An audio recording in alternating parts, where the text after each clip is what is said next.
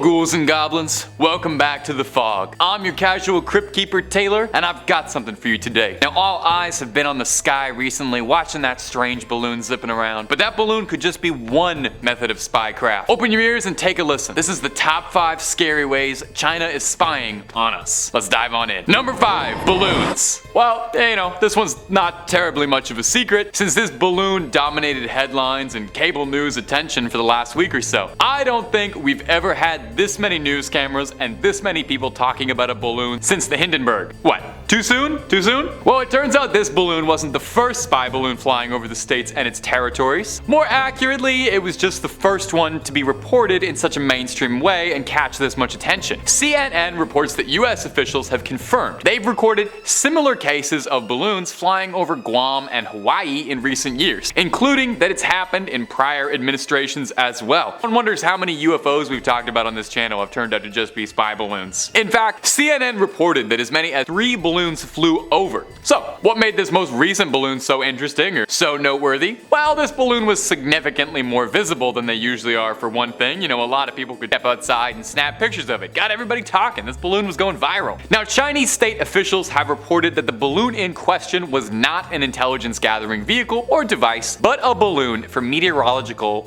weather study that got blown significantly off course and was trying to be reeled back in. The US, however, seemed brazenly taken aback by it, with Senator Mitch McConnell saying it made a mockery of our airspace, and for a number of Americans, whether balloon or spy balloon, the presence of a foreign air vehicle is enough to get people sweating and get people scared. Usually on this channel when I'm talking about something unidentified in the sky, usually it's because I'm talking about like little gray men. So this is an interesting change of pace for me, let me say. I almost feel like I'm a reporter. I feel like I made something of myself. You proud, Mom? And if you're looking for more stories of objects in the sky, I've got like 300 of those on the channel. I'll tell you right now, they're mostly going to be about aliens and not China's spies. Aliens, cryptids, monsters, real life crooks, and lots more waiting for you on Top 5 Scary, just begging for you to click on them. Just begging. Click, subscribe, stay scared. Number 4, cell phone towers. It's a fairly common conspiracy that cell phone towers are broadcasting something sinister. 5G, I think, is the most current one. It gets into your brain, affects you somehow. Well, to some US officials, there's cause to believe that cell phone towers could be used as a method of surveillance. There's an Air Force base in central Montana, Malmstrom Air Force Base in particular, little shout out. 13,800 square miles and 100 intercontinental ballistic missiles buried underneath in silos. And nestled all around these ICBMs are cell phone towers that use Chinese technology. Security experts are concerned that this could allow Chinese officials to gather intelligence while also potentially mounting network attacks in the areas surrounding this and other sensitive military operations. Do you know anybody who had a Huawei phone? I knew like one guy. They were like the Zunes of phones. And please let me know down below in the comments if you remember what a Zune was or if I'm just speaking gibberish. I feel like there's a certain age who will literally have never heard of a Zune. Anyway, you probably don't know much of anyone who has a Huawei anymore since in 2018, the heads of major US agencies, namely our favorite 3-letter organization, the FBI and CIA, deemed that Huawei devices and products could potentially be a breach of security and a threat. And as such, it was widely shunned, dropped by most major US wireless carriers,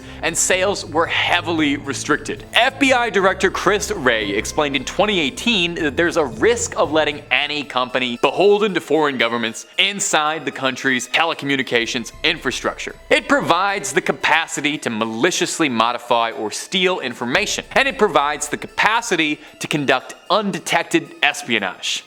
Is there another kind of espionage? I feel like it's all undetected. Tying these 2 points together is a concern and fear that having Chinese technology so close to military tech, like an arsenal of ICBMs, could pose a great unknown threat. Number 3, land purchases. In 2017, the Chinese government offered the states $100 million to build a garden at the National Arboretum in Washington, D.C. That sounds lovely. The plan was to build a traditional ornate Chinese garden with a giant white pagoda, temples, pavilions, and I'm pretty sure it was gonna have a fantastic little gift shop, maybe a little diner. It seemed like a lovely idea idea, put a bit of flowers and culture into Washington, build a new tourist hotspot for people to check out when they're done taking selfies by the Lincoln Memorial. So why am I telling you about this in a video about spycraft? Well, US counterintelligence officials began to poke their nose into the project and discovered a few things that stood out as unusual for a garden's construction. They noted that the pagoda, which was to feature as the highlight of the project, would have been situated strategically in a very good spot for signal collection, just 2 miles away from Capitol Hill. As well, on top of that little interesting tidbit, all of the materials that were going to build the pagoda were to be shipped in diplomatic pouches, which would prevent US customs agents from taking a peek inside. These two beats together led to the project being terminated. Now, since this event in 2017, the feds have stepped up their efforts to monitor Chinese land purchases near important infrastructure, including shutting down the building of a consulate thought by the US government to be a hotbed of Chinese spies, believing that it was a concentrated effort to plant listening devices and other surveillance tools near military and government facilities. Now, building off that last point again, we're going to harp on Huawei a little more. The FBI uncovered Huawei equipment atop cell towers near US military bases in the rural Midwest, like that Air Force base I was just telling you about, causing some concern as multiple sources have reported that the FBI determined that the equipment in question was capable of disrupting military tech, which is not good if you're keeping track at home. Number 2, spies. Of course, technology is a pretty fantastic thing when it comes to spying, and definitely made the spy game way easier. Now that you don't need to sit in a booth with a newspaper pulled up over your face to eavesdrop. I mean, every single person carries the world's greatest surveillance tool in their back pocket every single second of the day, but that doesn't mean it doesn't hurt to have boots on the ground. CNN has reported that Beijing has been using expatriate Chinese scientists, business people, and even students as field agents in the United States, according to former US intelligence officers. It's not just baseless finger pointing. There's been a number of high-profile arrests in recent years. In January, a former graduate student in Chicago got sentenced to 8 years for gathering information on scientists in the United States and sending the data to the Chinese government. And he wasn't just writing a postcard to his mother. Ji Chaokun was a Chinese immigrant who came to the US to pursue a degree in electrical engineering and would later find himself enlisted in the US Army Reserves. During this time, Ji Chaokun was to obtain access to advanced aerospace and satellite technologies. Now, he was sentenced to 8 years in prison for this and was convicted for acting illegally as an agent of China's Ministry of State Security and making false statements to the US Army. Now, a little advice from old Tay for my viewers at home: if you're ever in a situation where the US Army is asking you to make an official statement, you should try be as honest and forthcoming with them as possible. Not only was G tasked with retrieving data, but among other things, G was tasked with providing a Chinese intelligence officer with biographical information on individuals who could potentially work as Chinese spies.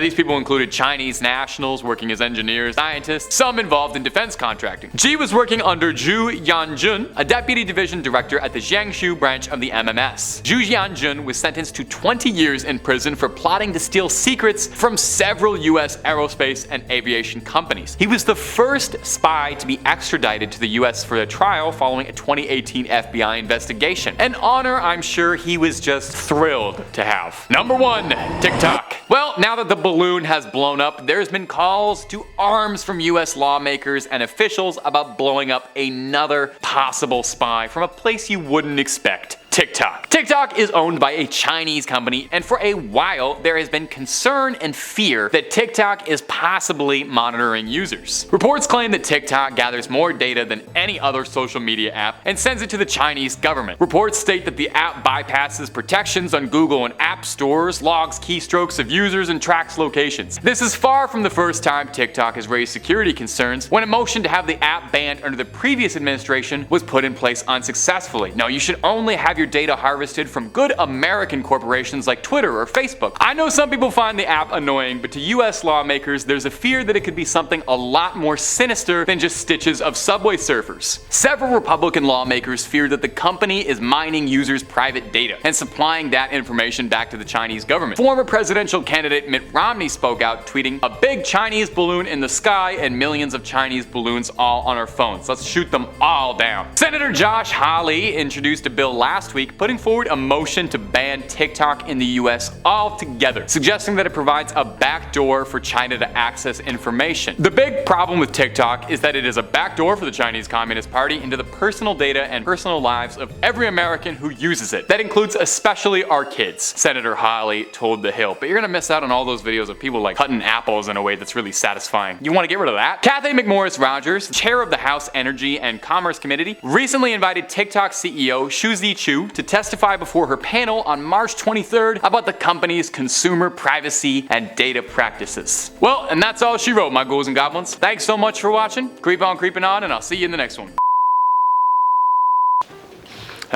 Give me 1 second to